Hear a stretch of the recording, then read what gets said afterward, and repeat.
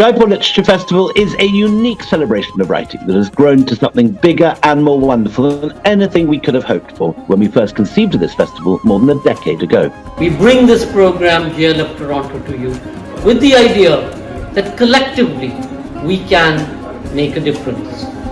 That artists and writers and thinkers and speakers, they look into the past, they consider the present, and they envision a better future for each and every one of us. Do travel with us through a multiverse of voices and narratives. Across languages, across continents, our stories gift us our dreams. They bestow strength and courage and resilience and the human imagination. We are each other's stories.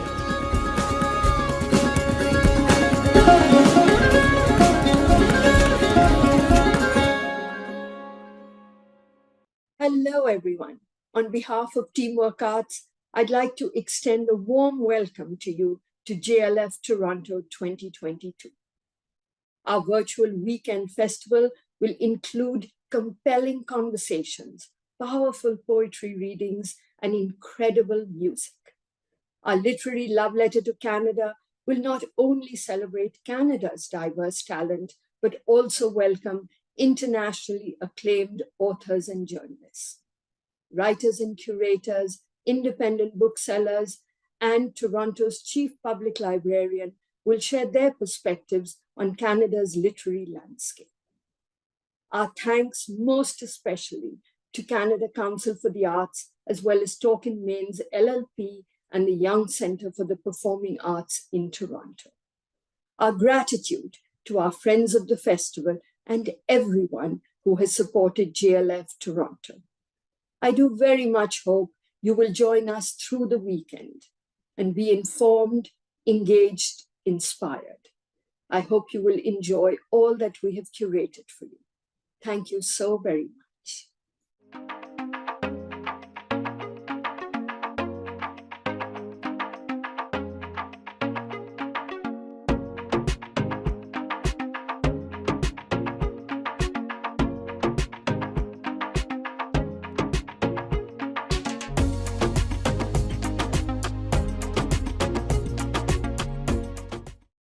Hello, my name is Vickery Bowles, City Librarian at Toronto Public Library.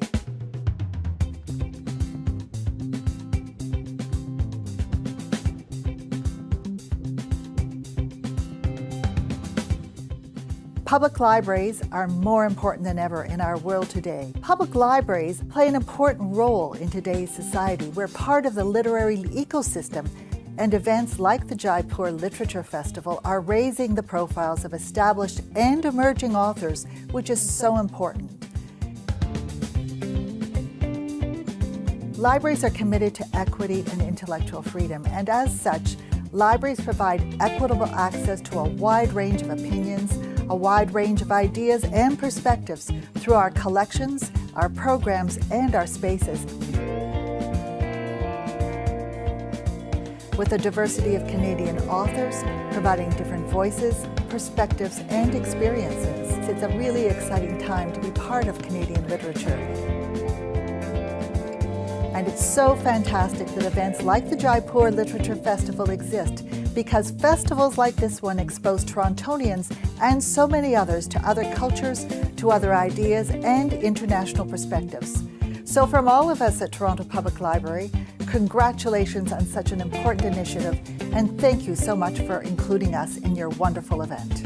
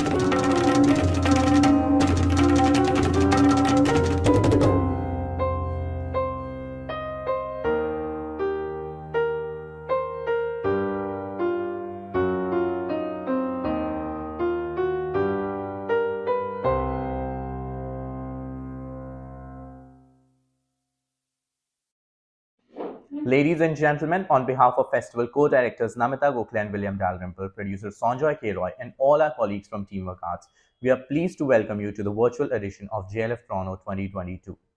Identities morph and change with borders and geographies. How do diasporic writers address displacement-driven themes of rootlessness, marginalization, fragmentation, alienation, nostalgia, assimilation, adaptation, multiculturalism, and more in their work? A fascinating session on the locational and cultural identities of diasporic writers and the ways in which this blends into their storytelling and quest for belonging. Diksha Basu is the internationally best-selling author of the novels The Windfall and Destination Wedding. Shauna Singh Baldwin is the award-winning author of the novels What the Body Remembers, The Tiger Claw, and The Selector of Souls. Her collections comprise English lessons and other stories. And we are not in Pakistan. Baldwin's latest works include the play We Are So Different Now and Reluctant Rebellions. Kathy Friedman is the author of the short story collection All the Shining People. She studied creative writing at UBC and the University of Gulf and was a finalist for the Writers' Trust Bronwyn Wallace Award for Emerging Writers. Currently, Friedman teaches in Humber College's Bachelor of Creative and Professional Writing program and is also the co-founder and artistic director of Inkwell Workshops. Anar Ali's first book, Baby Khaki's Wings, a collection of short stories, was a finalist for multiple awards including the Commonwealth Writers' Prize. Night of Power, her debut novel, was published to critical acclaim in Canada, the Indian subcontinent, and Germany. She also works as a screenwriter in films and TV. Siddesh Inamdar is an editor at the Toronto-based The Walrus magazine. Before moving to Canada this year, he was a non-fiction editor at HarperCollins India for close to a decade, working with award-winning and best-selling authors such as APJ Abdul Kalam, Raghuram Rajan, Achal Malhotra, A.S. Dulat, Girish Kuber, Alpa Shah, Kavita Iyer, and Shantanu Naidu, among numerous others. He is also the author of the novel The Story of the Long-Distance Marriage and 3 books for young adults. All our sessions can be viewed on our Facebook page and YouTube channel. Do follow our social media pages at JLF Litfest across Twitter, Instagram, and Facebook to be notified of the upcoming sessions, and stay tuned to JLF Toronto's website jlflitfest.org/Toronto for the full schedule and information about our program. Ladies and gentlemen, Hyphenations, The Home and the World, Diksha Basu, Shauna Singh Baldwin, Kathy Friedman, and Anar Ali in conversation with Siddesh Inamdar. Siddesh, over to you. Hello, good morning, and a very warm welcome to all the viewers of this session of JLF Toronto from this very cold day in Canada, where we have just started receiving the first snowfall of the season, or at least in the part of Canada where I am. The subject for this session is Hyphenations, Home and the World, where we are going to talk about diasporic writing and how diasporic writers address a range of themes related to migration, displacement in their writing. And so without further ado, let's jump into the discussion. To start the discussion, I just wanted to quickly read a passage, a little paragraph from Anar Ali's Night of Power, her novel which came out a couple of years ago, which I thought would be a good starting point for today's discussion. So this paragraph goes, "He was just a baby when they left, and there are no pictures of him from there. None of his parents either, as if they never existed until they arrived in Canada, which is fine by him. He has never been back and has no desire to go either. He is Canadian. Not that people always accept that when they ask him where he's from. No, but where are you really from? As if they are border guards and he's trying to enter the country illegally. It leaves him feeling that he doesn't belong here. But he doesn't belong anywhere else either. He's perpetually in limbo, no man's land." So I thought that would be a good point to start today's discussion. As diasporic writers or just people who are part of the diaspora, I'm sure this is a question that you have encountered often. I know I have. as a newly minted member of the diaspora who arrived in Canada only 6 months ago. And so, even though I won't quite put it like that, I thought it would be good for us to start the discussion by just talking about our personal journeys and where and what and in what way they have shaped our writing. So I would like to invite the writers on the panel with me today to briefly talk about your personal journeys and how how you came to be part of the diaspora and how that has shaped your identity or how you write as diasporic writers. Anar, would you like to start since I just read a paragraph from your book? Sure, I'm happy to. I think for me, my history is my family's from Kenya, Zanzibar before that, and my grandparents are from India on my father's side. On my mother's side, we're not absolutely sure. Likely India, but again, maybe there's some mixing in Zanzibar. And I bring that up because right from the beginning, it's a fractured history and an unknown history.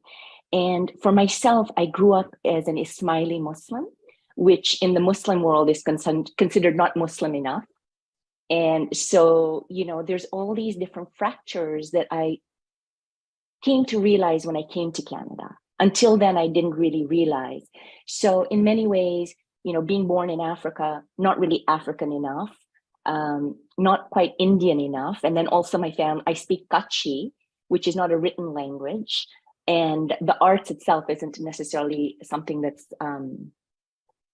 really revered in my community. And I bring that up because that's another fracture.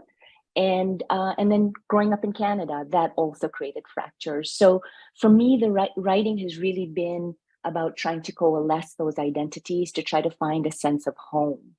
And I'm not sure it's definitely helped ground me, but I still feel a constant sort of ache for home. And the only place I've really felt that is when I lived in Mexico, of all places. And I felt so at home there. And I'm actually now a permanent resident of the country. So I haven't been splitting my time, but that's the hope because interestingly enough, it has a lot of India. It has a lot of modernity. It has this sense of the old world and new world meeting. And, all of us would belong there, like in terms of physically. Never have I been in a place where I look like the people and they don't question me. So that it was like a relief to be there. So I'll say that. That's kind of where I'm at right now.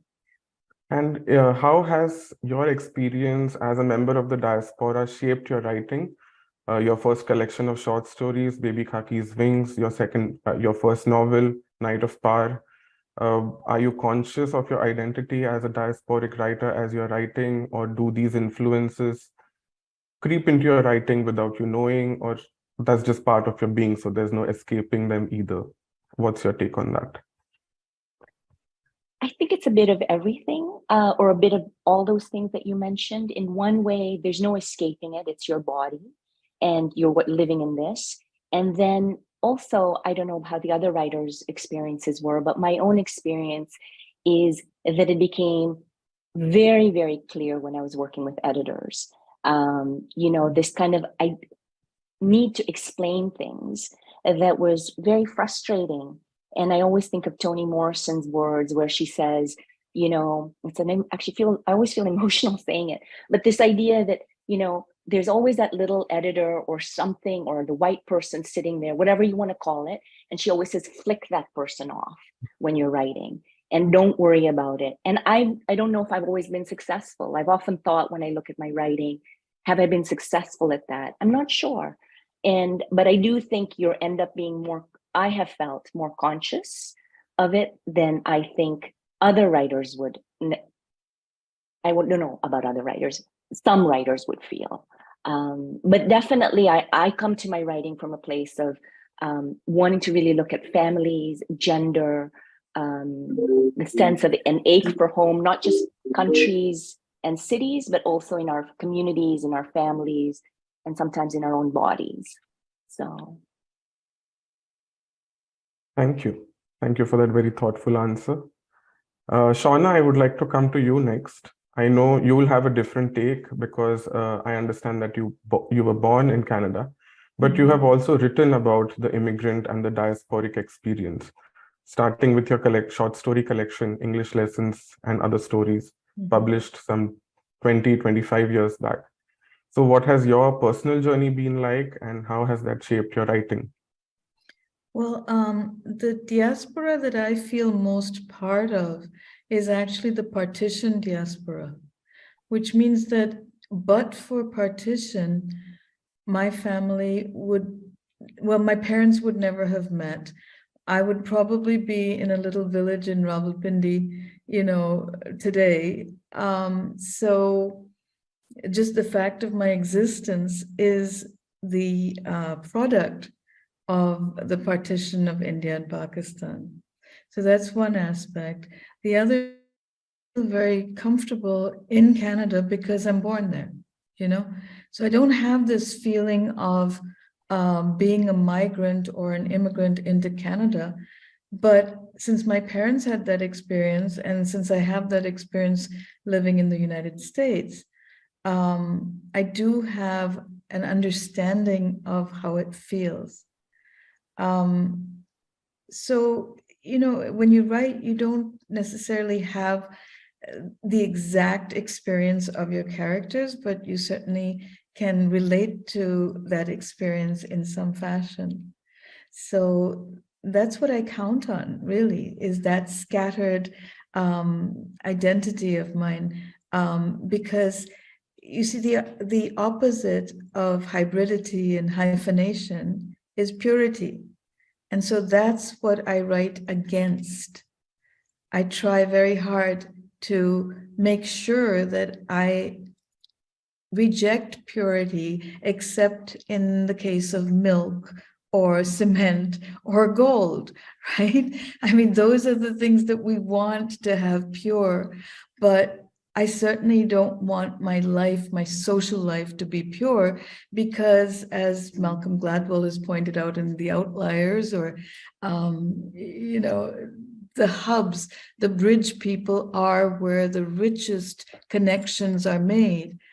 And then also, if you look at mathematics and small world theory, the hubs that are in those small worlds are, again, how we even create the topology that leads us to have air travel or bus travel or anything like that. So any place that you want to get from here, you need hybridity, and you need the outliers, and you need the bridges.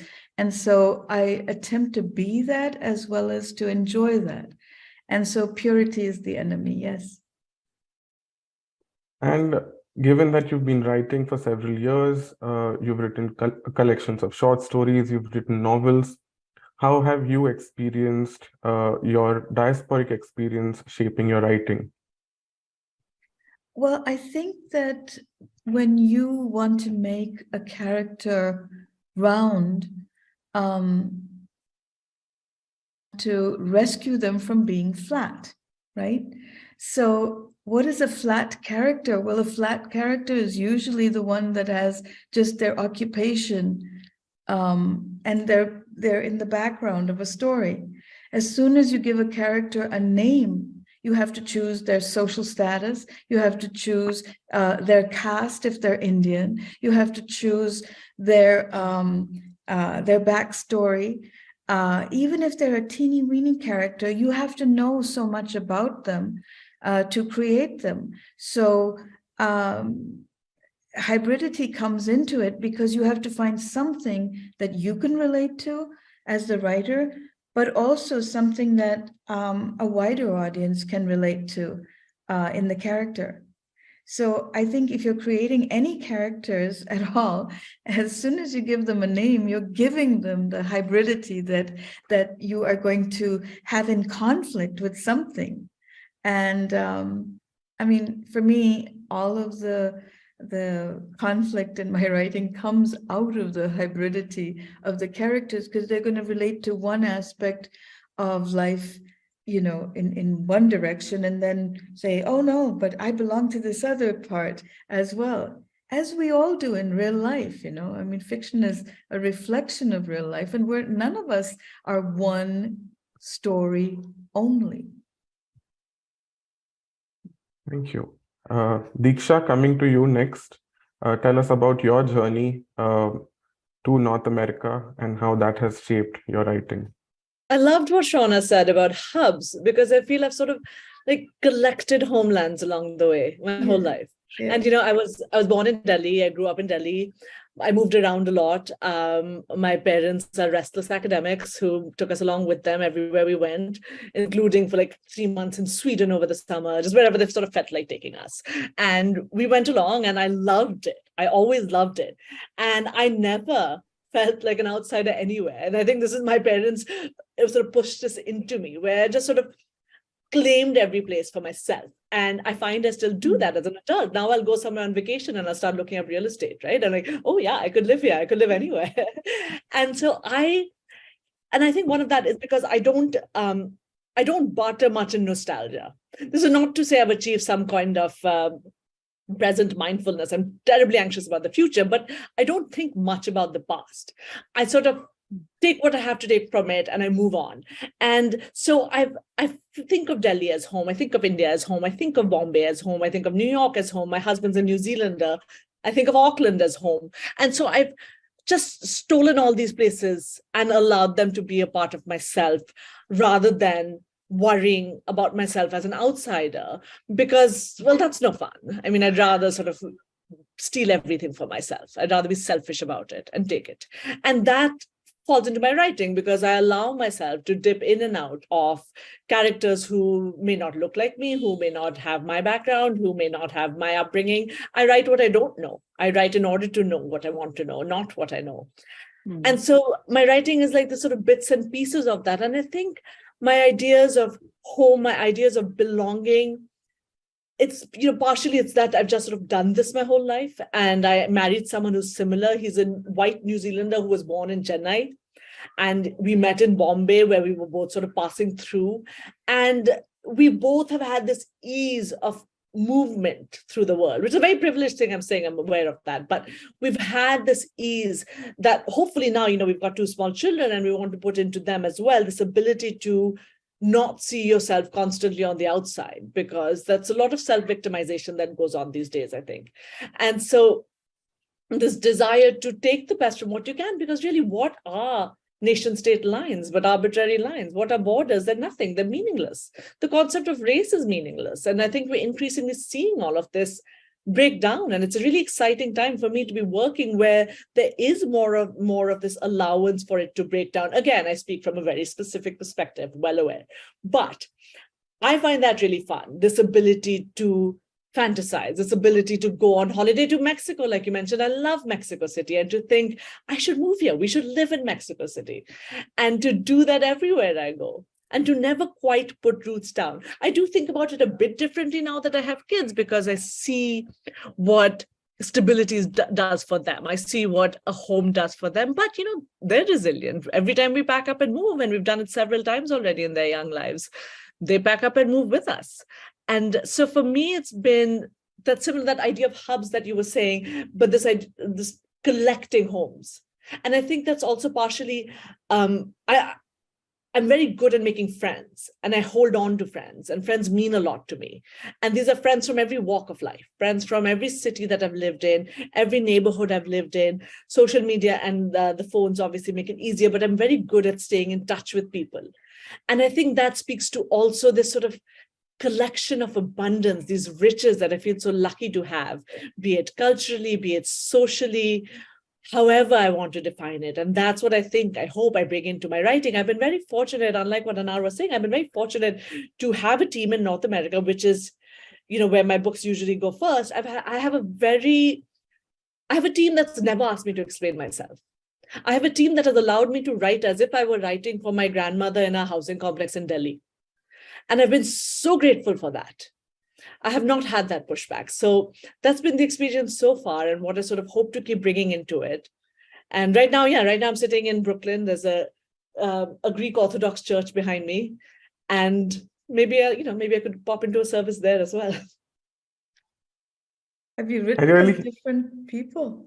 Have you written as different religions, for instance? I have, yeah. Well, I've written, the ones I know closest, which is Hindu and Muslim and Christian. Though that's what my family is made up of. So that's what I know enough to be able to write authentically. So I do. I have written different races, different sexualities, different gender identities. I do play around with that, and I find it, that's why we all do it, right? It allows us to live so many lives in this one. Like you said, the hybridity of our lives. It allows us to not just have an office job, to not just have this solo identity. So to me, that's the joy of writing, is to be able to fantasize about what could have been, because otherwise every decision we make as we get older sort of limits every other possible decision. And so that's what I love about being able to move, being able to travel, being able to be fluid in my identities, as well as being a writer as a profession, because it lets me see what could have been, even though I chose this path. I really like what you said about claiming every place as your own. This is the first time I am living outside India, but I have lived in a few places in India. I've lived in Bombay, Delhi, Chennai, and now I'm in Canada.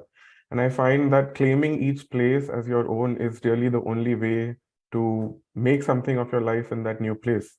So I appreciate that perspective, and I try to follow that in my life as much as I can. Kathy, I wanted to ask you, like Anar, you have come to Canada from Africa, but also at a very young age. So I wanted to ask you, to what extent do you identify as a diasporic writer, and what impact has that had on your writing? Yeah, I'm happy to go last because I've just been so fascinated hearing the other responses. I definitely identify as a diasporic writer. I think some of it is also, my religious background, which is Jewish, and it's, I think, setting aside something like political Zionism and that kind of thing, there's just baked into the kind of DNA of the religion, this idea of exile, this idea of wandering, of diaspora. And so certainly I grew up having I grew up in a fairly conservative family, having that education very much a part of my life, like we are diasporic. And so I think what I did, though, is I transposed as a young child this longing, the supposed longing that I was supposed to feel, I don't know, for Jerusalem, let's say. I'm a fairly secular person, certainly have strong criticisms around, things that the political situation in the Middle East and in Israel, Palestine. But I sort of transposed my longings for a homeland that I was supposed to feel as a Jewish person, and put that onto South Africa, which I left when I was so young, and just always wanted to go back. My family goes back a few generations in South Africa. My dad's father was Yiddish speaking as his first language, and my great grandparents came to Africa and are buried there. I don't know beyond that where I'm from. There's a lot of fracturing as an Ashkenazi Jew. There's a lot of exile and being displaced. And so for me, home is Canada because I grew up here. And because of the privilege, white privilege, my skin color, I'm not often asked, like, where are you really from? I don't often get those questions and that doubt and that sense that you don't really belong here, do you? And of course, having grown up here and speaking English as a first language as well. I do get asked sometimes as a Jewish person, well, do you feel more Jewish or more Canadian? And I'm like, I don't know what that means. How do you define a Canadian? That is, there's a lot of assumptions in a question like that. So yeah, I think I grew up with a lot of sense of fracture, a lot of sense of as a queer woman, as a woman with mental health issues as well. I grew up with just all kinds of questions around my identity and where do I belong, where do I fit in. and always looking towards, always yearning for somewhere. So growing up in the suburbs of Toronto, it was downtown. It was about, being somewhere where it was more diverse, where there were more people like me who were just creative and weird and, alternative, or whatever words it was. And then thinking about my parents and how they always had a conception of themselves as British. They were this kind of more British than the British colonial identity. And, looking at that, or looking at how a Jewish people, diasporic Jewish people, and this sort of longing for a homeland in the Middle East. And I really took those feelings, I think, and put that into my book. I think All the Shining People is my first book. It's a collection of short stories. And I think that sense of fracture was really important to why I chose to write a collection of short stories, linked linked thematically in some ways, and some of the characters recur, but not following one trajectory. So I was very much conscious of that. And I think Anar mentioned sort of the idea of writing towards wholeness. And I don't think that's what I'm doing. I think that, like Shauna, I'm really interested in hybridity for its own sake and as its own really legitimate form of identity and storytelling. And what I'm looking for as a writer is really just to make space for my different identities, and not just my own, but different gender identities, writing from, different racialized characters, writing from different points of view, trying on, different ways of being in the world and making space for them and saying, this is legitimate. And certainly in my collection, I was looking for, where do we belong? How do we find a sense of home? How do we find a sense of belonging? And how do we connect? How do we connect when we've come out of an apartheid, if we've come out of an apartheid system, to a country, Canada, that is very much a colonial country, very much has ongoing issues of systemic racism. How do we connect to ourselves, to our innermost selves, and as well as to the communities around us in Toronto. My stories mostly take place in an extremely diverse city. So these were all questions that I think come from my own life, and then absolutely I was looking to answer them in my writing, but also just make space for them, make space for these weirdos and distinct and interesting lives. Thank you for that perspective. I think we've touched upon a few issues associated to diasporic writing. And Diksha, I wanted to come back to you to talk about some of the unique challenges associated with writing as a person from the diaspora. What, according to you, are these unique challenges of writing as a diasporic writer? For your novels, you've always chosen subjects that travel very well, whether it was Bollywood with Opening Night, or the Big Fat Indian Wedding with Destination Wedding, or the city of Gurgaon, which is so American in its aspirations, in The Windfall. So you've chosen subjects that travel very well. Is it something that you're always conscious of when you decide to embark on a new project, that the subject, the topic has to resonate well with an Indian audience, also an American or a Western audience? Or are these subjects you've chosen because that's been your life? How has that shaped your writing? Yeah, I like that question. Thank you. No, I write first and foremost for myself. It's become a little bit challenging because I do have an audience now, and it's hard to completely shut that off. But every time I start, I do start without an audience in mind. I think at most I think about, can I make my parents laugh? Would my grandmother have enjoyed this book? I go really minute into my audience. I go really into the most people I know the most intimately, the people who I love, whose intellect I respect. Will my husband, who's white but knows India very well, will he like this? That's where I start. And I also start with my characters. I don't start with the big themes. Those do seem to come along because I enjoy lavish big pop culture. Like I enjoy the big movies, I enjoy the big budget films, I enjoy that. So that sort of seems to come naturally. But when I start writing, I start from the characters up. I always start to sort of live with my characters, breathe with them. I can imagine them entering into a room where I am at any given moment and exactly what they would do. And so those nascent stages of writing for me are so deeply intimate, so deeply personal. I don't share them with anyone. I don't tell my agent.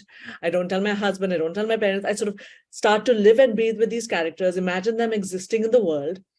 And then when they start to find their footing, when they start to become a bit more wholly realized, when they start to take shape for me in a way where I start to ignore my friends, where I start to ignore my loved ones because these characters have become so real, that's the point at which the bigger stories reveal themselves. But that often, it sounds so sort of hippie writer style, but they really do reveal themselves, these stories and their journeys, once the characters are formed, because by that point I know the characters' motivations, I know the characters' loves and desires and insecurities, and so the rest sort of falls into place.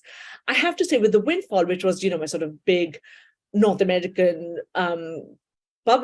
first book that came here and got a lot of attention, I did not expect the attention it got. And I think there's a tendency to talk about doors slammed in our faces, or desire for explanations, or desire for this, that, and the other.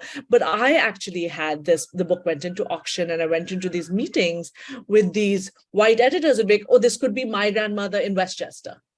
And I hadn't even thought about that, but I think there was a natural universality that came to it because so much of these stories were so universal. Because I was writing about a family that suddenly comes into a lot of money. I'm sorry about that. It's almost gone. I was writing about a family that suddenly comes into a lot of money. And so the cultural disconnect was happening within a culture. And increasingly in the world, right, the sort of class stratification that we're seeing goes across cultural lines, and it's cut by financial lines. So the top 1% anywhere in the world has a much more similar, has much more holding them and binding them in common than they do with people from somewhere else in the economic strata of their own country, which is why, again, what I went back to about this idea of nation-state borders just sort of being meaningless, increasingly so, because travel is so at our fingertips. Technology is making the world accessible. Streaming networks means we can watch Korean shows in our living rooms wherever in the world we are. And so that's what to me is so interesting, and what allows me, I think, the freedom to not think about those things. I start with my characters. I fall in love with my characters because of my life. They tend to be somewhat international. And that's it.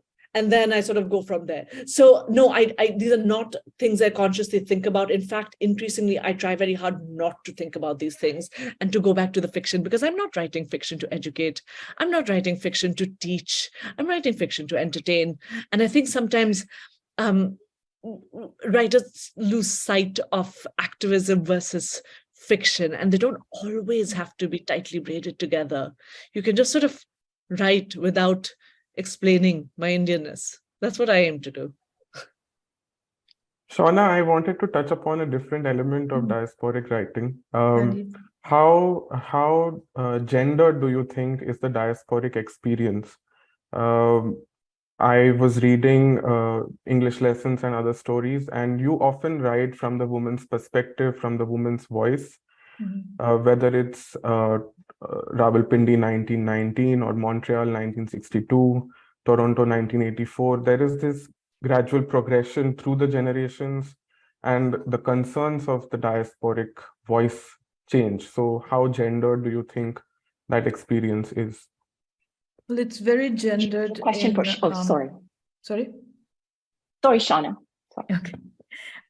It's very gendered in the sense that so many women are, at least up to about the 1970s and 80s, coming over here to North America without consent, really. They're coming in the wake of a husband's job, a spouse's job. So up to about the 1980s or so, it's very rare for a woman to come by herself, of her own volition, self-selected for the purpose of, becoming an immigrant. That's really unusual. And it's happened more so in the computer generation, for us. So the gendered nature of the diaspora is this imbalance that has come about, and also throwing the entire power structure into the hands of one gender. I guess you can imagine which. So as a result, the lower power person in that relationship is pretty often the woman. That's changing, as we have more freedom even in India and abroad. And women are not taking things, as easily anymore. And because families are supporting women much more. At the same time, we've also had suicides recently of H-1B visa holding women. And that's been because there's no way for women whose passports have been taken away, or domestic workers, or H-1B visa holding women to work or to get some sense of their own independence. So there's a huge problem in the diasporic community of domestic violence. I know women who've gone to jail over it, just because they have to fight back in some way, So yes, the experience of gender in itself, or our gendered diaspora, however you want to put it, has an imbalance in power. And if you have it in real life, it shows up in your fiction. So. Anar, I wanted to pose that same question to you. One of the very interesting things while reading Night of Power for me was the different perspectives of Mansoor and Laila and Ashif. Mansoor has this he feels Canadian. He almost has this personal sense of loyalty to Pierre Trudeau, while Laila is more comfortable in some ways. She is comfortable holding on to her older customs. So do you sense that difference in the diasporic experience between men and women? And how have you tried to portray that in your writing? Yeah, I mean, it certainly is how I grew up, So the book is not autobiographical, of course, but it is something that I, at least in the community I grew up in, it was very much about shrekking the old, like really embracing the new and adapting. So, and that comes from a history, like Kathy was saying, of, migration and multiple migration. So, you have to adapt. But sometimes what ends up happening is you're so keen on adapting, you end up losing some old things that maybe you could have held on to. Because there's an Arabic term called taqiya, which is really about blending in completely and keeping your own personal, like your real identity hidden. Because when you have a history of persecution, that's kind of what it's a survival mechanism. So I didn't intend to do this, but it came out naturally, a little bit like what Diksha was saying is, I actually start with characters and who I'm drawn to. And sometimes also an image comes to me. Like for me, the very first page of the book never changed in all the years that I was writing it. It's a story about, I always kept having this image of a man on a huge snowfield. And I knew there'd been an accident. I thought it was a plane accident. I kept seeing like a bird of some sort coming to kind of help him because he'd been encased in ice. And that has never changed. So that's a bit of a tangent. But I think that for me, the idea of looking at gender was really important because I think for me, it was also it's much easier. It has been, in what I've noticed is for the generations, at least of my parents, as a man, it was much easier to belong in some ways here than a woman. If, for instance, for my own mom's experience, she was forced to drop out of school at grade 5. Her English wasn't great. She was a bit asked to stop driving, and she was a bit scared of this driving in the snow. So, the accessibility to the community you're living with is different. So whereas if the men are going out and having a broader sense of being able to claim this place as theirs, the women, in my experience, were sometimes holding on to community, and whether it was the Jamaat Khana and kind of building their worlds there. And so that can also sometimes create friction in the house if there's a sense of wanting to go forward and modernity, and if another part of the family doesn't necessarily want that, especially because if it's not fitting for them. So those were the kind of tensions that naturally came out of the characters that I was writing about.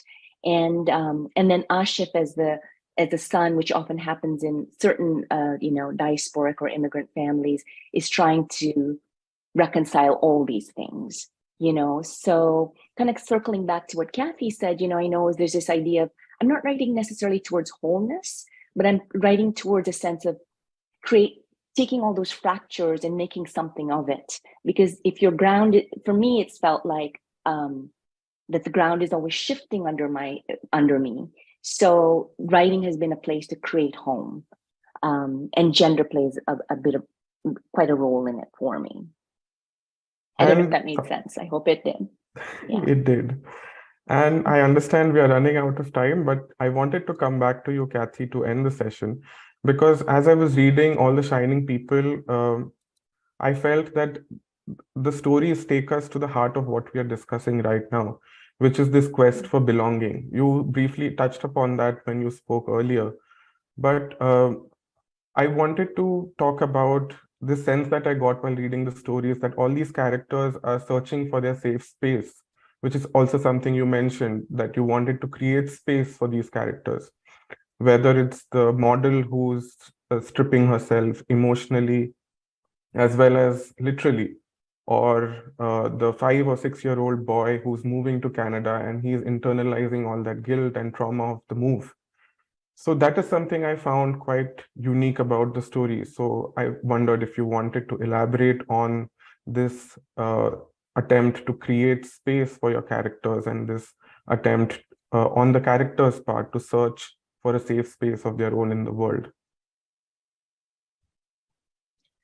Yeah, thanks for the question, and as well, thank you for that interpretation of the book. I think, yeah, it was at the heart of it for me, and I was that search for belonging, and that search for connection and a sense of safety, and I think that for me, that sense of safety can.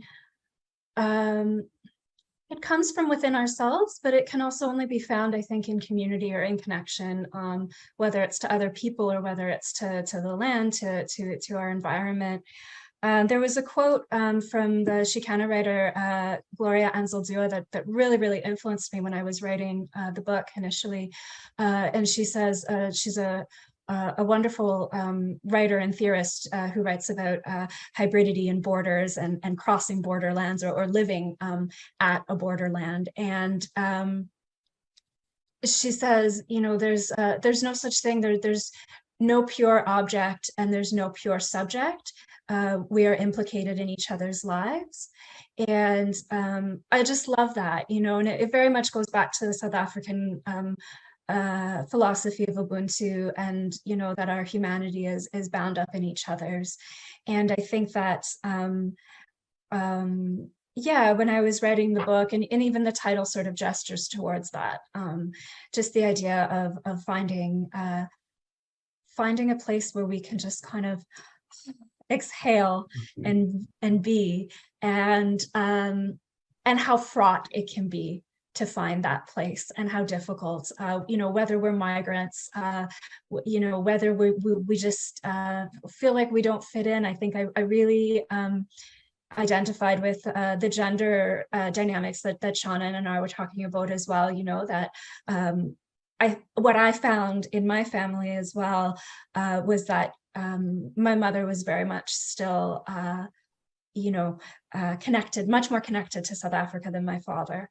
And this idea, though, of living in different places in our heads, where are we living physically and where are we living nostalgically or in our heads? Where do we feel that we belong?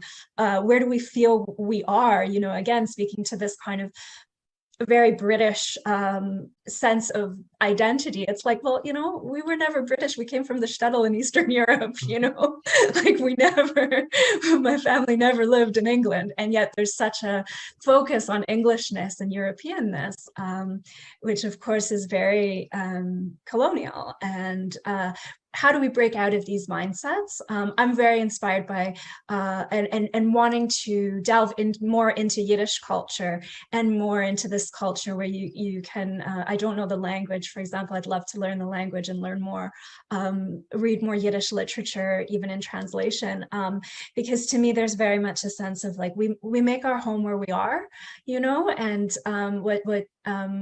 what Diksha was talking about in terms of being able to put down roots wherever you find yourself, and not just put down roots, but build a language and a community and a artistic tradition through in a place of exile and in a place of homelessness in a sense. And so I'm very interested in that, kind of going towards the future in terms of where I'd like to go in terms of my fiction, because I think there's also just a rich kind of queer Yiddish tradition that draws me as well. So I hope I've answered your question, in terms of how I was influenced and what was influencing me to try to create a space of belonging and a space of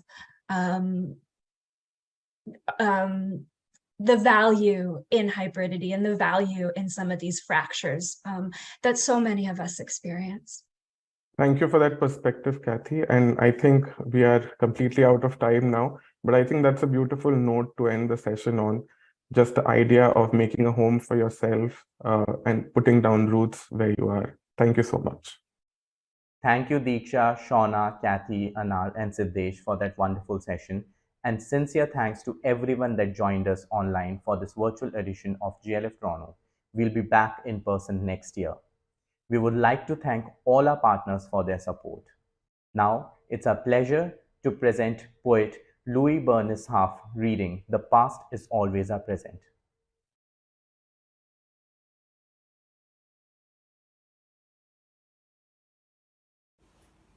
Angels, 215 and more, 1820 to 1979.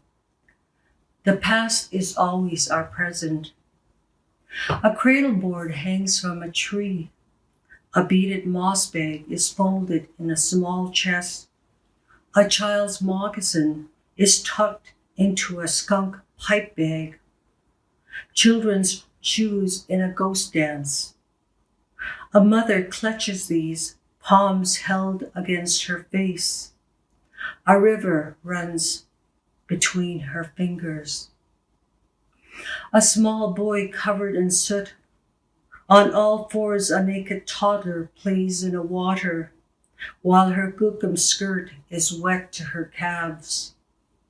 How tall are you now? She asked. I'm bigger than the blueberry shrub. Oh, as tall as an aspen where my birth was buried. See my belly button? Each has dragged a rabbit to the tent, a teepee, watched expert hands skin, butcher, make berry soup for dinner. Boy falls a robin with a slingshot. He is shown how to skewer the breast, roast a bird on hot embers. He will not kill without purpose again. The teepee, tent, the log shack are empty. Trees crane their heads through the teepee flaps, the tent door, through the cracks of the mud shack. A mother's long wail from 1890 cradled in the wind. A grandparent pokes embers, a sprinkle of tobacco, cedar, sweetgrass, fungus, sage, swirl upward. Children's creep trickle in their sleep. A blanket of deep earth covered, fingers entwined, arms around each other. We have been waiting. It is time to release the storm that consumes all this nation. Oasis, the spirit light, these angels dance in the flame. The bones will share these stories. Listen, act, could be yours. All my relations.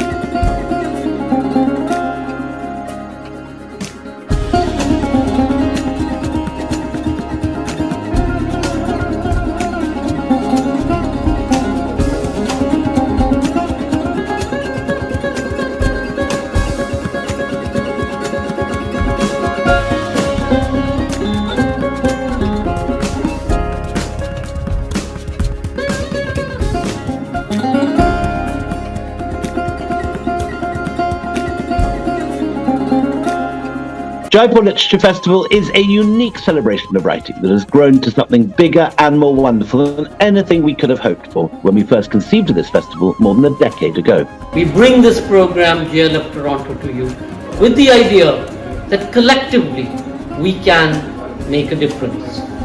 That artists and writers and thinkers and speakers, they consider, they look into the past, they consider the present, and they envision a better future for each and every one of us. Do travel with us through a multiverse of voices and narratives. Across languages, across continents, our stories gift us our dreams. They bestow strength and courage and resilience and the human imagination. We are each other's stories.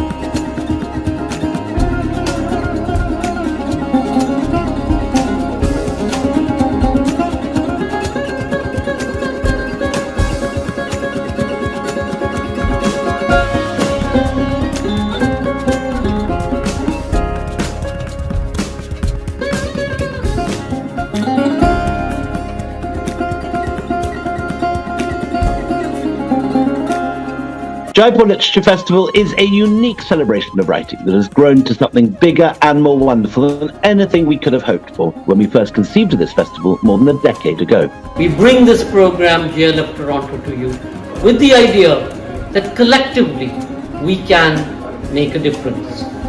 That artists and writers and thinkers and speakers, they consider, they look into the past, they consider the present, and they envision a better future for each and every one of us. Do travel with us through a multiverse of voices and narratives. Across languages, across continents, our stories gift us our dreams. They bestow strength and courage and resilience and the human imagination. We are each other's stories.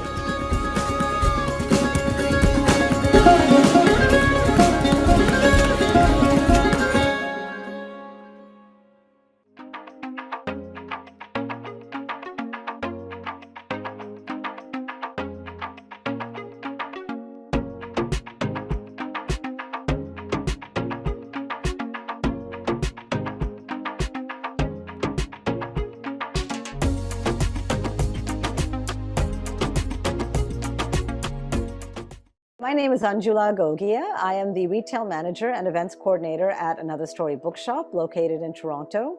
I've been working in Toronto's book selling scene for over 25 years. Independent bookstores form the lifeblood of Canadian publishing and the book industry. I would say we are at the forefront of connecting authors to their readers. I think one of the strengths of our shop is how we connect to a lot of amazing people who are working in the Canadian literary landscape right now. And bookstores like us are wanting a different kind of book landscape that we see here in this country and that are working very hard towards that. We're in the land of Anne here, the red-haired girl.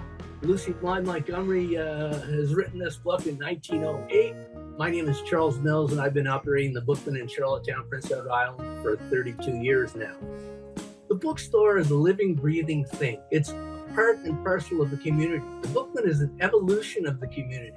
The community and the staff have directed the basis of the bookstore, and the bookstore has evolved through what the community has wanted.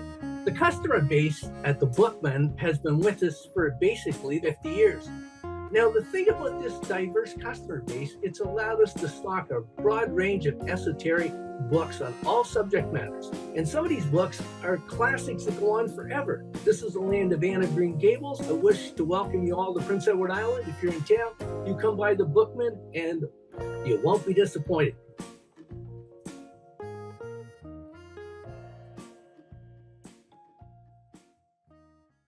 Ladies and gentlemen, on behalf of festival co-directors Namita Gokhale and William Dalrymple, producer Sanjoy Keroy and all our colleagues from Teamwork Arts, we are pleased to welcome you to the virtual edition of JLF Toronto 2022.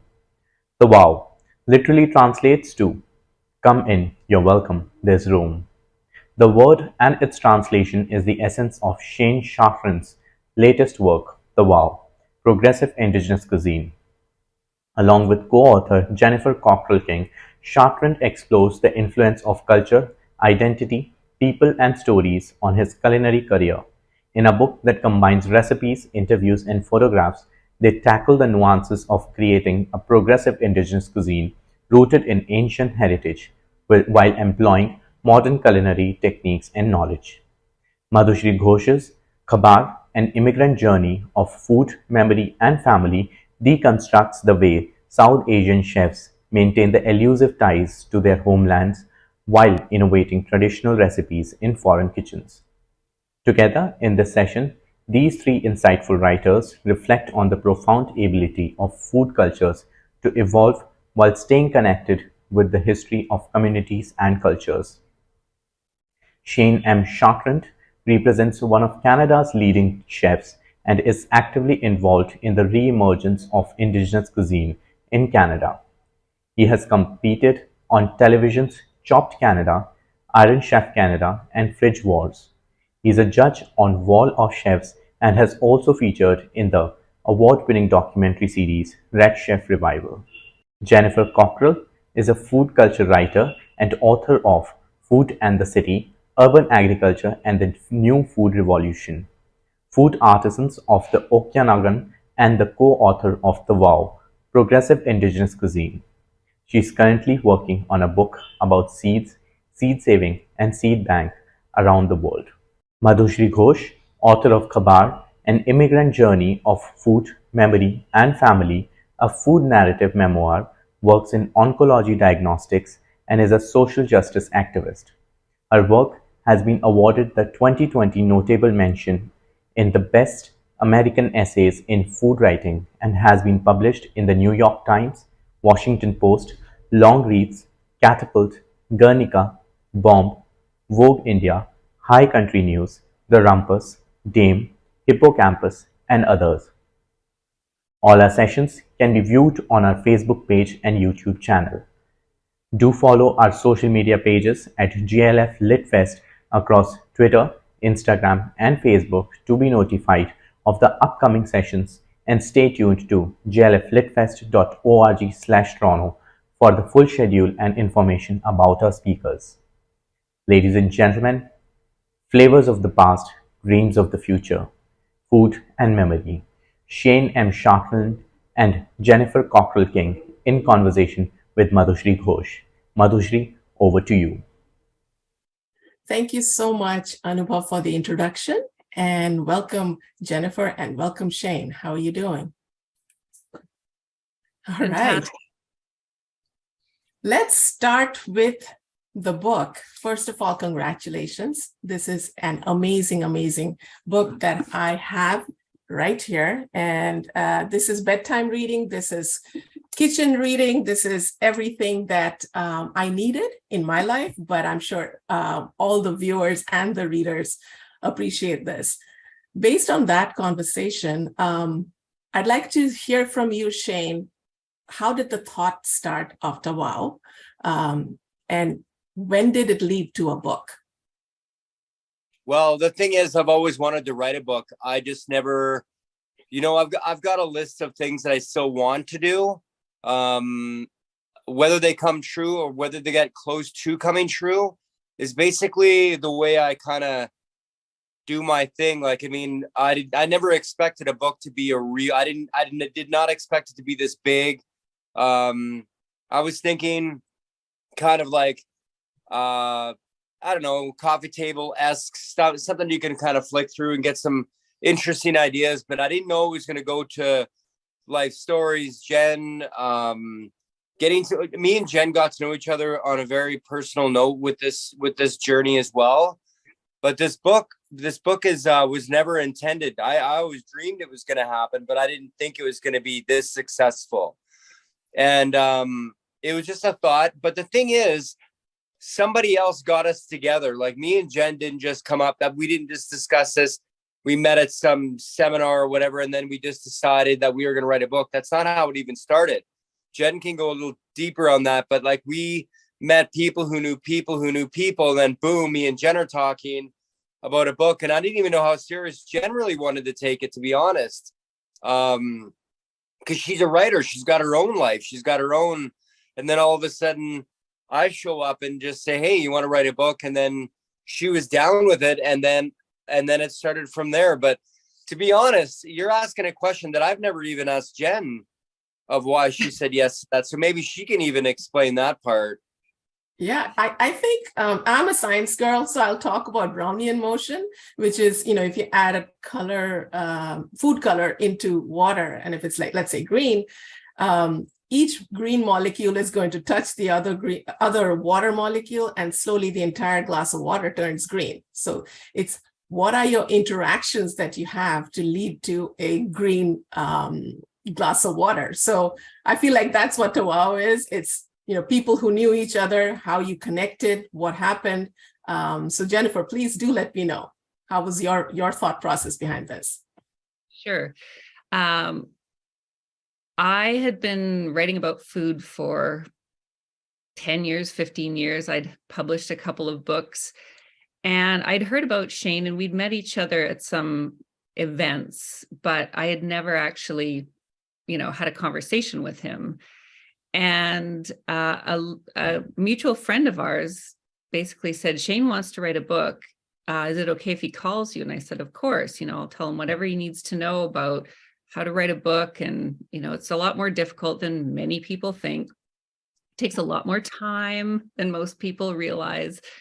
And so, and I'd had lots of people ask me, can you help me write my book? As Madhushri, you know this, as soon as you publish a book, everyone wants to take you for coffee and download your entire brain, right?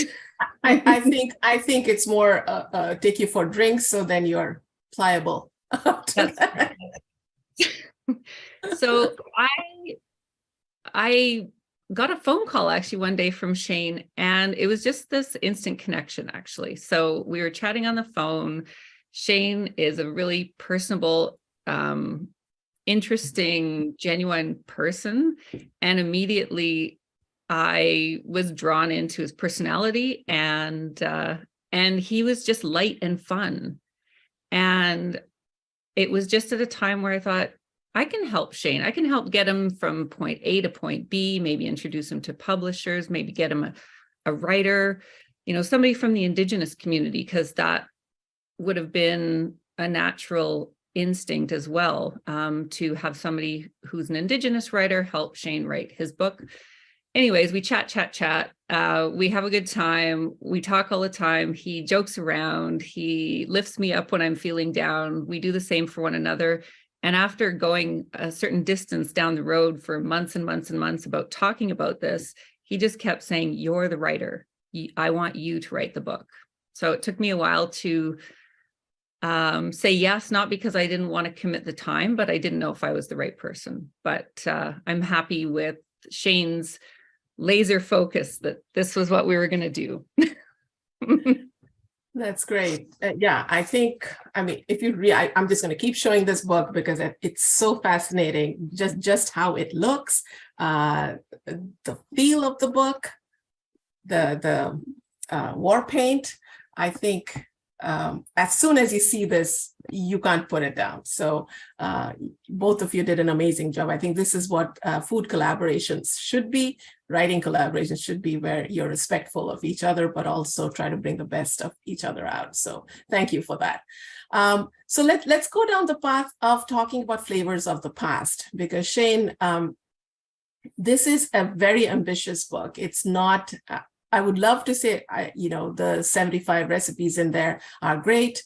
Anybody can do it, but it really is a conversation with the reader, especially the reader who may or may not understand where the Indigenous people were, what happened, and where it's going. So the structure of the book is very fascinating to me. So Shane, let's talk about you, your life, and what you shared. What you shared could have been a very tragic story. It could have been a very, this is what happened and let's rage against the system.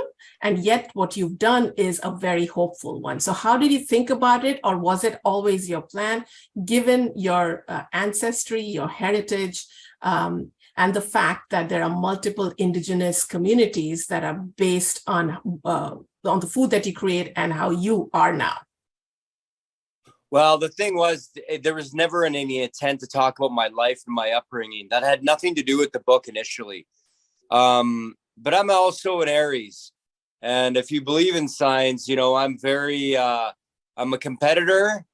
I like to look the way I look. And I also have a heart where I just sort of melt over certain things. So that pretty much sums me up for sure. And it's funny because the more I look into signs and stars and elements and the Indigenous ways, I follow it very, very closely, and it does match me. Now, the thing was, I never expected to spend time with my life, and that's not my life. That's only a little snippet, because I didn't want it to be so serious. I wanted the book to be open enough so kids, adults, elders, anybody who's reading the book can identify the problems that they have in their lives, that somebody is willing to write in a cookbook for everyone to see. I did not get tattoos because I'm a chef. I used to suffer from anxiety. Yes, it was pretty bad for many years. It's gone now. I've had all these issues in my life, but they're no issues that nobody else. Oh, the tattoos are not a problem. The reason I'm bringing that up is because I didn't get them because it's cool to be a tattooed chef. That had no intention. It's everything I do is thought out. I don't get too deep into it. I don't overthink stuff either. Sometimes I do. It depends on what it is. But in regards to the book and the artistry and the pictures, I mean, Jen was really responsible for figuring me out, because you got to realize how do you envelope somebody in a book and make a book really who they are. And from the beginning to the end of that book, it's me, but it's Jen figuring it out at the same time to express the things about my life and about what's important. because I could get deeper, like your life. I'm sure you've got some major struggles. I'm a 60 scoop survivor. I didn't talk about that really. The time in foster care, I didn't talk about that, because at the end of the day, it's a cookbook about inspiration. It's a cookbook about food, and that's really what it's all about. It's really all about food. And those stories are made for people to just on their own come out, because Chef Shane Chartrand did in a cookbook. Now I'm not afraid. Yeah, I think what you're saying about your life till you were 7, which you haven't said much about, but you've certainly been very honest about it. It really helps people who are going through the foster care system. What happened and why did you have to go in there in order to find your parents who have basically taught you everything, and for you to understand your own heritage besides theirs. So I think that there was one point where it's noted, I've written it down, of Cree ancestry and Métis upbringing. I think that is such a beautiful statement to highlight the Indigenous people, that it's not a conglomerate, that it's not just one tribe, and the fact that the upbringing of where you were, whether it was foraging, whether it was hunting, whether it was the food that was made in your house versus what you're making now, really brings about. You don't have to write a huge chapter on it, Shane. I think what you wrote was fantastic, and I recommend all the listeners and readers to read that and get to understand what the foster care system can or cannot do successfully. Yeah, and I'm not saying that the foster care system is terrible. I didn't have I only had one really bad experience, but overall, I mean, I was watched upon, I was cared for. You know, I mean, there's moments where I didn't feel like I was really cared for, but I mean, what do you do when you're going from one house to one house to one house? I was in 10 homes before 7. And I mean, who's going to really love you as a kid? And that's where the connection from family and myself didn't really make any sense, especially considering, like, when I look at people, I still do it now. When I look at people, the biggest thing I look at is their kids and their eyes of their mom or dad, because I never got that opportunity to see my eyes of my mom or my smile or whatever. That's not trauma, though. That's just something that I specifically find very interesting, because I never got that moment. I never got I don't know what my mom's traits are. I don't know what my dad's traits are, or how they act, or how they think, and where did I come from? Like, where did this imagination of mine come from? Why do I think the way I do in regards to art and feelings? And there's things it's funny, even if I go to an art gallery, there's things I'll just walk by and whatever, I don't think much of it, but then someone will come chasing me down. No, you don't understand. But my point is, like, I just pick and choose what I like, the reason I like it. And to wow with that striking front page, it was a tough one. We had I think Jen knows. I think we had about 3 different covers. I'll show it again. Yeah, I don't know. I'm not trying to be the guy to say this, but it's a fact. I don't know if I've ever seen a cookbook cover like that. No. Yeah, that's sort. You know what I mean? Yeah. Sorry, Jennifer. It's when we were trying to come up with the cover, we had different names for the book. We had a working title that we were using for a long, long time. And it was actually the publisher that came up with the word to wow, which is welcome, come in, there's room. Because once they'd read the manuscript, they understood the ethos of the book was celebration, invitation, everybody's welcome at the table. I'm welcome at the table, right? As a non-Indigenous person. And Shane just has this celebratory way about him, and he brings people together over food. So To Wow is a great title. And then I would say, Shane, your signature dish, which, for lack of a better word, what does that even mean? But the red handprint, it's provocative, it's in your face, it has a whole lot of cultural content, both in the Indigenous and non-Indigenous community. It was just like, you couldn't pass that cookbook by without stopping to see what it's about. So it's got this welcoming aspect to the title, and also, but we're going to be real. This is a real thing that we're talking about, and you know, it's got power. That image has a lot of power in it, which I love. I'm very proud of the cover.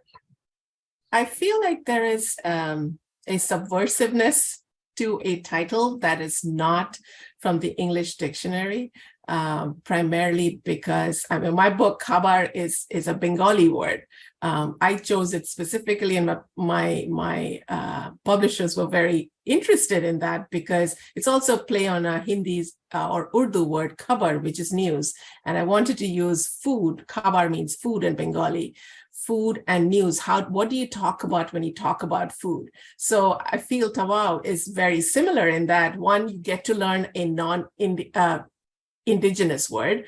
You get to learn about what welcome means in a community that you may not be familiar with. You're talking about someone who lives that life and his world around Tawau, alongside a co-writer who's also talking about what the future of food and future of indigenous communities and food is. So thank you so much for that.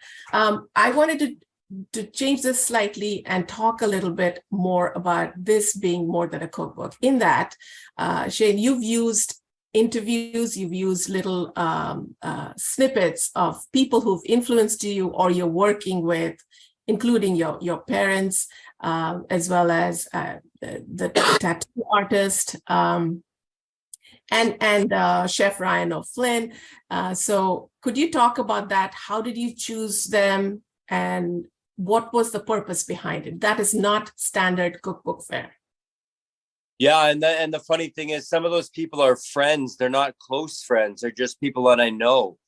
Ryan O'Flynn is a great chef, and he's in his own right. He's done things from his belief system. Did you know Ryan O'Flynn was the first guy in Edmonton, the first chef in Edmonton that's told me specifically, we're outside the Westin Hotel, downtown Edmonton. He's like, it's disgusting, and it disgusts me that Canadian food is not Indigenous food. I don't get it. I don't understand it. And at the Westin, he tried to do his own version of what that looks like. And it's the first time it's ever been done in a setting in a hotel like that. And let's be honest, we all know what hotel food looks like. We all know what hotel. It doesn't matter what part of the world you're in. It always ends up to be on a spoon in a reception, or it ends up to be the chef of the tallest hat walking through with Shen Rotisser badges and awards. It's just always the same way. And Ryan twisted it around to become Indigenous. And that's when my head turned. I'm like, now why is this guy talking like this? Because that could be very, he's walking a very thin line talking about that because of protocol. And protocol is very, very important. And there's so much to protocol. It just goes on and on and on and on. I learned here in Banff from the Stoney Nakoda. I'm learning from the Blackfoot even more about what that means. But anyway, he said that, and that's why we chose him. We just picked him because Jen knew him. I knew him, as we knew his dad's a legacy in the culinary arts world. And Ryan's a big mouth. And I mean that in a good way. Sometimes I can be a big mouth in a good way. Sometimes we just want to spit out our points. And whether you get offended, whether you don't, we know how to do it properly without offending. But you never know. But Ryan needed to be in the book. Cowboy Smith is another friend of mine. He's closer, though. Cowboy's a lot closer, but he doesn't know anything about food. So now there's another person that he's extremely intelligent. He understands the Blackfoot really well. That's his. He's part of the Blackfoot Confederacy, and he understands that world very well. Now you got to remember, I'm surrounded by a lot of Indigenous people that have a lot of knowledge bundles and information that I get every day. I got that at the River Crew Resort Casino. I'm getting it even more here. But Cowboy Smith, because he doesn't know food, and I'm talking about food like me and you know, like me and Jen know, like professional cooking, restaurants. He doesn't really care for that world that much. But the more we work together, the more he understood food, the more he got to the point, and then boom, his words made sense. And Lori Buffalo is a very strong Indigenous woman that you dare mess with, Lori Buffalo. But she's also very smiley. Her mom is beautiful. Lori is, I can't say enough words of how she's got to where she is, all by herself, all alone. And she loves what I cook. So I just felt that was important too, because it's as simple as just that. She loves what I cook. And that's it. And that's what it pulls it back to, which is it's all about food, even if you're looking at different people's perspectives on what food is about. Maybe, I know you brought up your tattoos. Maybe we should talk about it because yes, the standard impression is if it's a celebrated chef, the chef has tattoos. However, you had two parts to this. You explained why you got the tattoos when you got them, and the fact that you still don't regret your tattoo when you got it at age 20, which I think is a masterpiece because everybody regrets their tattoos at 20. And then, and then the tattoo artist on what they did and how they did it and what they say no to. I think they said, we will not work on someone who's Googled their tattoo and asked us to make something out of it. So do talk about that. Well, my tattoo artist, because like you got to realize that the Chinese, the Japanese, before I figured out where I was from, which is the Enoch tribe that's beside Edmonton. Before I found out where I was from, I resignated the Japanese style food and Chinese, by the way, too. And I'm talking about deeper Chinese, ancient Chinese. It started by Suser Lee, who's a Canadian chef, well-known chef. I liked what he did. I was pretty young still too, but like you got to realize my dreaming of food was way. It was in my mid-20s when I was thinking I don't think that chicken cordon bleu is my world. I don't think that veal or whatever. Like there's just so many things, beef Wellington and all these French dishes and stuff, and that's not going against the French at all and what I was taught. But I just felt there's a different direction for me to go. Anyway, back to my artist. My tattoo is a very Japanese, Asian inspired tattoo, and they all are, because that's where I started. That's what made me start cooking. That's what made me start loving food. And then later, at a later age, I realized that the Asians and we and us Indigenous people here in Canada are very similar. If you go to the West Coast, you're eating fried rice, which is an Indigenous dish, which I did not know until I went to Prince Rupert and King Colette, where I got these hand poked tattoos on my neck. So they all mean something. And yes, my artist refused to do a few things, and he's just think about it and come back to me. Because when I was young, when in my 20s, I had these ideas of grandeur, what my tattoos would look like, and they're a little out to lunch, and he wasn't really, he's like, no, he gave me some ideas, and then I'd go back home and I didn't quite understand. So I waited for my first tattoo that was on my back, which is my parents' initial. It's beautiful, actually, to now, years later when I finished up my sleeves and this girl on my arm, my hand, my mind was in a different place, a more mature place, a better place. And I don't mean negative. I mean, just grown up, basically. So I made the choices of my tattoos a lot more clearer, and they do mean something. Some of them don't. Some of them, what does that tattoo mean? I'm like, well, there's a tattoo of an Indigenous woman on my shoulder, but I just got it because I love tattoos of women's faces. I think they look beautiful. I think they can look mean. And I did a podcast called Beautiful and Mean. And that's kind of what that reminds me of. Because like myself, I like flowers. I love roses. I love a good movie where I can cry and not even feel bad about it. But then I like things that are tattoos. I like Harleys. I like rock and roll. I like metal music. But then I'm listening to Bon Jovi in the shower. I don't know. I'm hoping that answers the tattoo questions. It's just, No, it I just, think Well, and also Nikita Trimble, who did your hand poke tattoo, was very specific with Shane not wanting to. So it was a process of learning, of sharing her cultural indigeneity and her art, and Shane, and actually pushing Shane to discover a bit more about what traditional Cree tattoos looked like. And then I get this picture on my phone of Shane freshly hand poked tattooed on his neck. I think it's dramatic and it's beautiful, but more importantly, it tells a story of where you come from. I mean, which is literally what we are talking about, is dreams of the future, but you're talking about flavors of the past. And oh. right? So I gotta touch it one on the my neck tattoo. Now I've got a big tattoo here on this side, a Hatigua eagle, and I got a Hatigua bear on this side. I got my hand, I got my shoulder, I got my leg, I got my whole sleeve. But these tattoos on my neck were the most painful. Now you got to realize, like people don't realize, I've got a whole sleeve that goes all the way up, and it's Japanese tattoo with food all over. There's artichokes, there's squid, there's scallops, there's dragon fruit. There's all kinds of fun things. But anyway, what this tattoo represents is courage. And she said, you now have a role and a responsibility to teach people what this process means and what it means to you and what it means to me and our people. And that's why I fell in love with Nikita Trimble.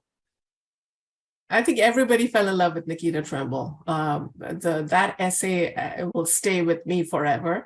But it also talks about appropriation. It talks about, what we can or cannot do, and how you, as a chef who holds on to indigenous food, what is your responsibility when you pass that knowledge over to the next generation? And I think that essay is a must read for everybody, especially folks like us who are trying to learn the history and the future of this cuisine. So thank you for including these influences in the book. It is essential that a cookbook really tells people where you come from and where you're headed. So speaking of that, can we talk about fry bread? Yeah, sure. I think everybody needs to talk about fry bread. The first time I had it, it tasted like a bhatura for me. It's a chole bhatura dish for me, which is very Indian, very deep fried, very fantastically comfort food. So I know there are many views on fry bread, and I'd love to hear what you're doing with it, because it's part of the community, whether you like it or not. Yeah, no, it's part of the community just because we were growing up with it. And people make great fry bread, bannock. Bread is obviously part of you. I don't think I need to tell either of you, because you both understand that the world is surrounded by all different types of bread. I'm on my way to Egypt tomorrow, and I had to look up some recipes on Egyptian bread. I've never heard of it before, so I'm excited. The chef's going to bring me around and show me some ancient Egyptian dishes that they used to years ago. So now we're not silly, we're not stupid. We're old enough to understand that bread is a very big part of everywhere we go, from roti to what was that bread that I just looked up? It doesn't matter. Anyway, bannock is obviously not our bread, but we inherited it just like any gift. You don't give back a gift, as I was told about bannock, and we've kind of created it to be what ours is now. There's questions about, well, there was no leaveners back then, so baking powder, baking soda. Some people I'm hearing are using eggs in their bannock, which is strange to me, but that doesn't mean I'm not going to look down that path, because I just learned this maybe about 2 weeks ago that some people are doing eggs. Anyway, bannock is something that we all celebrate, and for sure, whenever you go to potlatch, if you're going to ceremony, it's always going to be there. It's something that we created, that's made it to what it is today, I believe. I'm not a historian.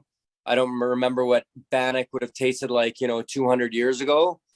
but certainly it is to be celebrated. And it's the same old story. You make bread from your background, Jen makes bread from her background, and everyone picks on it. You can't make it as good as me. Oh, your Bannock's okay. And so it always goes back to those old family stories, which also contributes to food stories, life, laughter. The Bannock is delicious. It's not good for you, but who says you can't break the laws here and there? I think it's got to do with comfort. What is your comfort food, right? And I'm going to ask both of you the same question. When you're tired and you come back home after a long trip, what is your go-to food and why? So I'll start with Chef Shane here.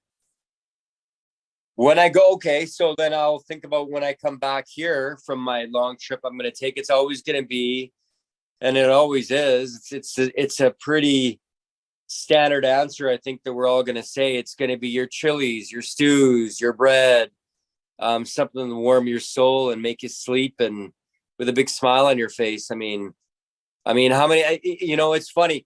It's funny, that kind of food is so important to our soul.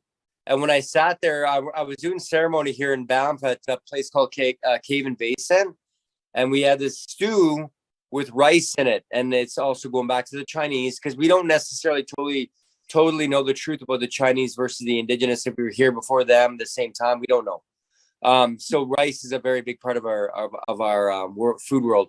And when I tried that bison stew with rice, it was, but I fell in love with it after I finished the bowl, of course.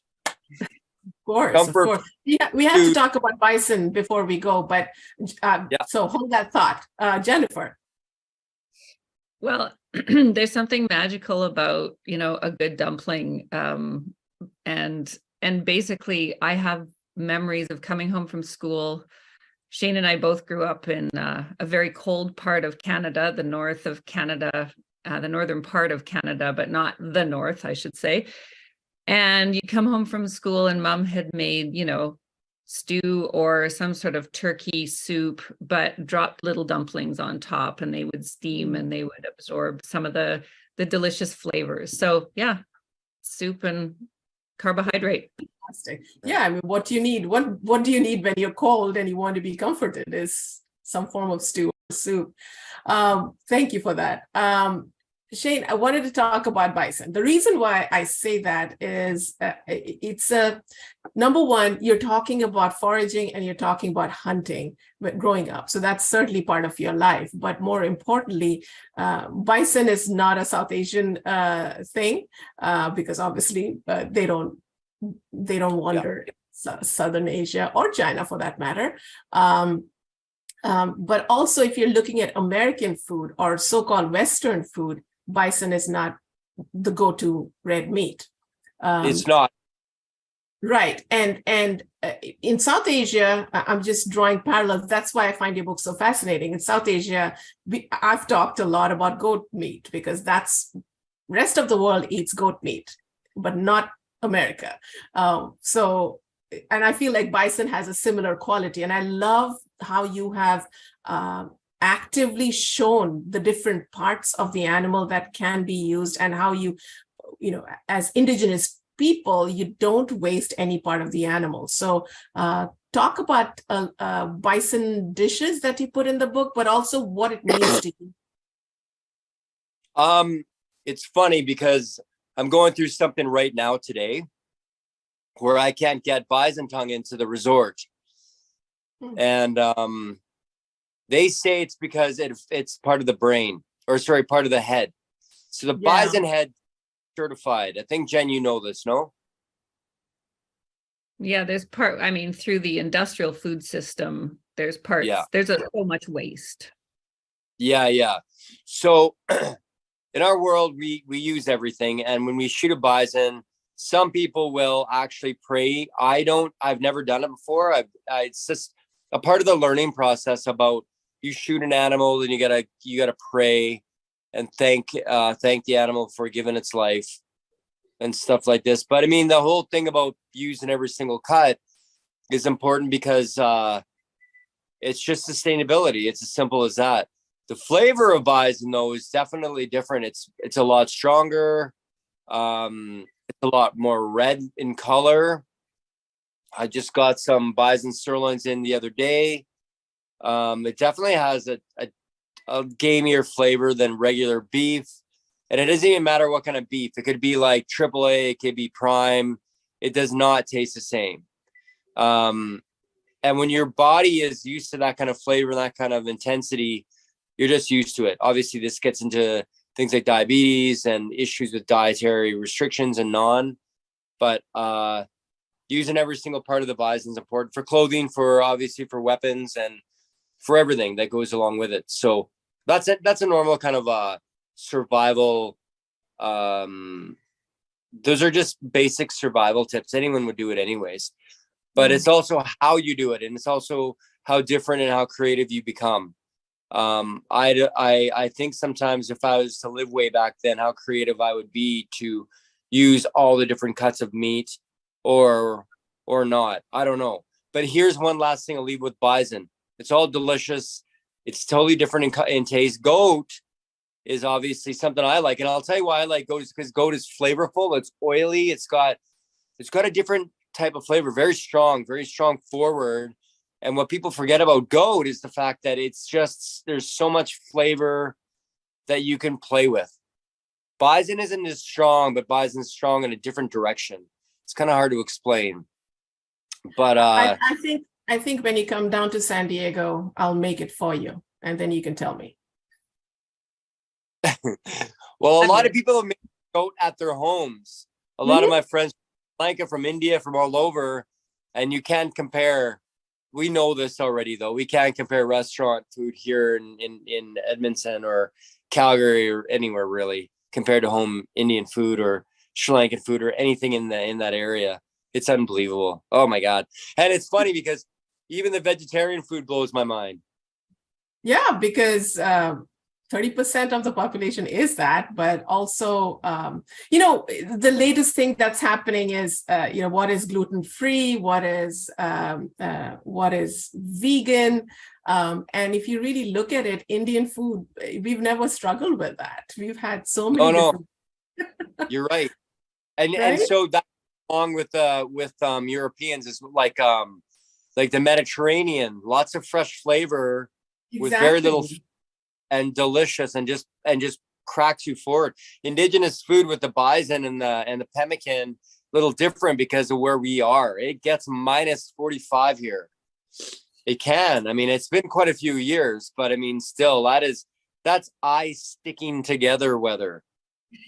I'm not even kidding you. Jen can relate. Like, I remember days we get up and our eyes are sticking, our eyelashes are frozen together. Now imagine, how are you going to survive going from plane to plane to plane as Indigenous people? Pemmican, bison, you name it. We needed these things to extend those bridges to get across Canada. Yeah, I think you also mentioned that in your family, you had a lot of root vegetables that you grew and then your mother would save them. So, it just makes sense to do that in a place that's that cold.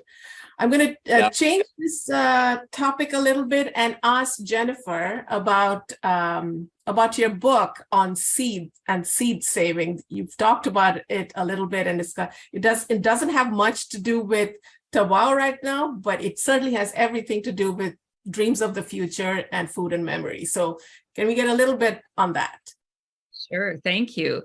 Well, I find each of my books sort of leads to the next. And so after Tawau, well, before I was writing Tawau, I had been traveling around the world going to seed banks, to St. Petersburg in Russia, to Svalbard up in the Arctic, the Norwegian Arctic. Just putting together these trips that I could go to as I could with the money that I had. So you just do it very slowly, but it's all about what is the base of food, right? And what is the basis of food, and the journey of Tawau, and one of the many gifts of writing Tawau with Shane is having the privilege of being exposed to an Indigenous worldview that taught me all the things that I, blow my mind and I should have known many years before, but it's okay. You walk the path when you walk the path. So the relationship between seeds and the people who eat the food. So it changed. I was writing about seed banks, and it was a very sterile sort of topic in my mind, even though I was really interested in it. I'm a, maniacal gardener, and I love gardening and I love seed saving. But it was when I was writing to Wow that I realized that the seeds produce the plants and the people work together to make the food, and the culture of the people who eat the food inform what seeds you save. So this whole circle of relationality. And I know this is sort of I'm late to the game in this relationship way of thinking, but that's the culture that I was raised in the non-Indigenous way, where everything was compartmentalized, everything was separate, everything stuck to its lane, and not having the knowledge of the relationships between, everything. So I'm kind of coming to this late at life and enjoying putting the pieces of my seed bank book together in a very new way post Wow. So I've been working on the book for 10 years, and it's going to be a very different book, thanks to Shane, people in the community that I've met, and just, basically expanding my brain. Thank you for that. Shane, last words from you on what you think Wow is doing.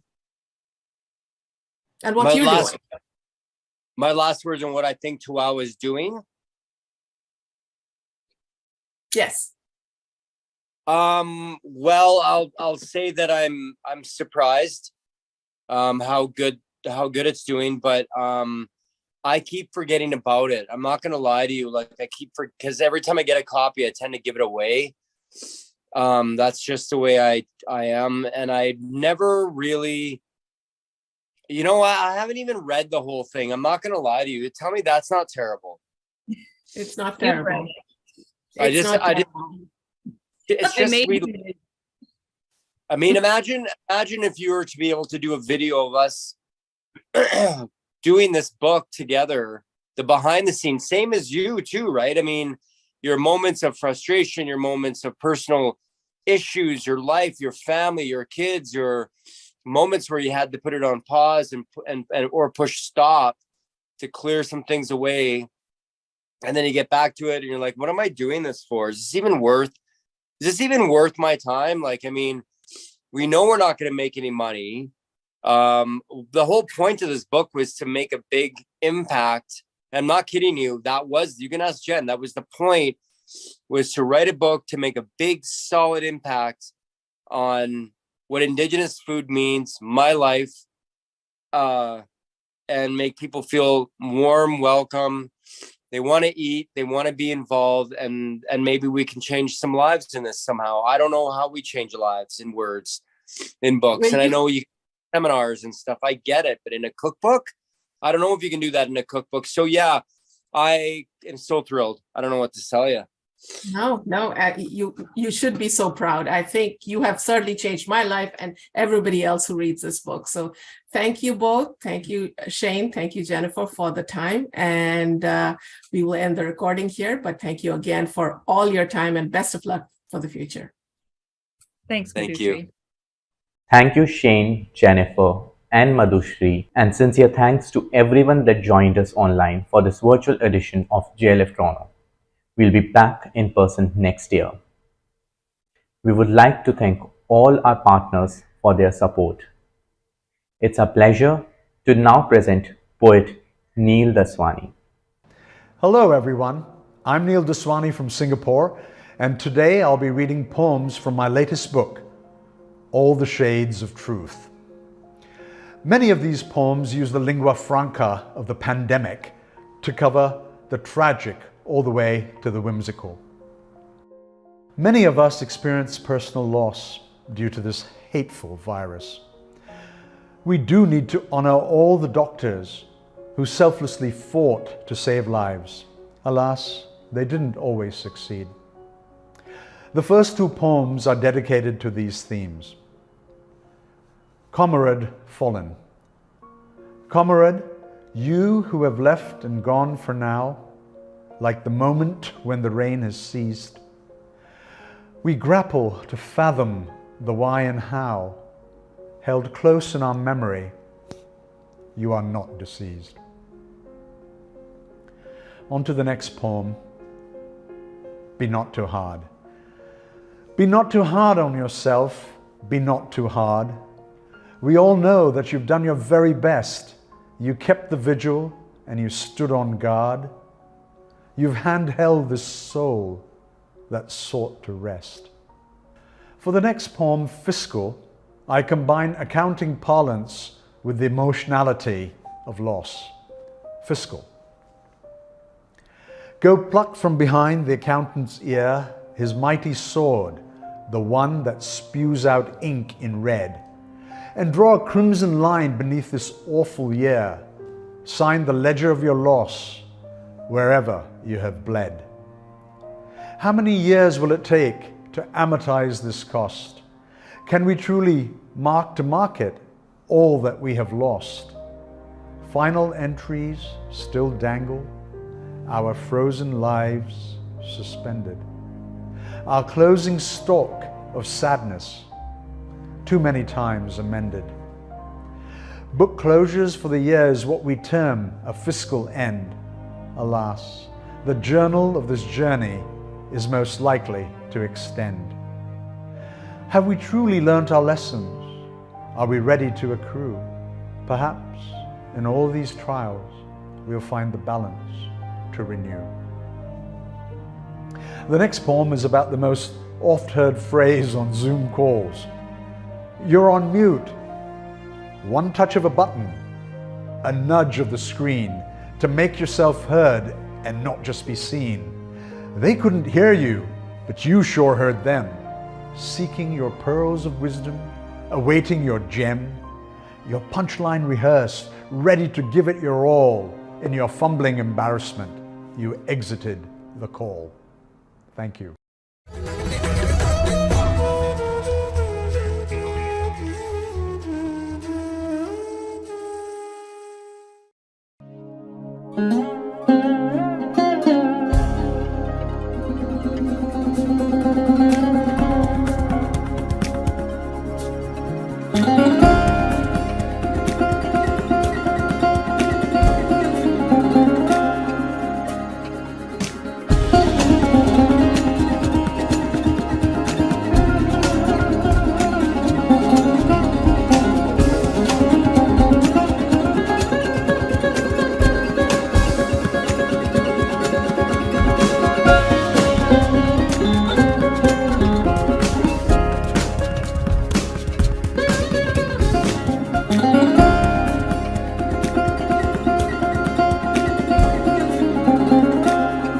Jaipur Literature Festival is a unique celebration of writing that has grown to something bigger and more wonderful than anything we could have hoped for when we first conceived of this festival more than a decade ago. We bring this program, JLF Toronto, to you with the idea that collectively we can make a difference.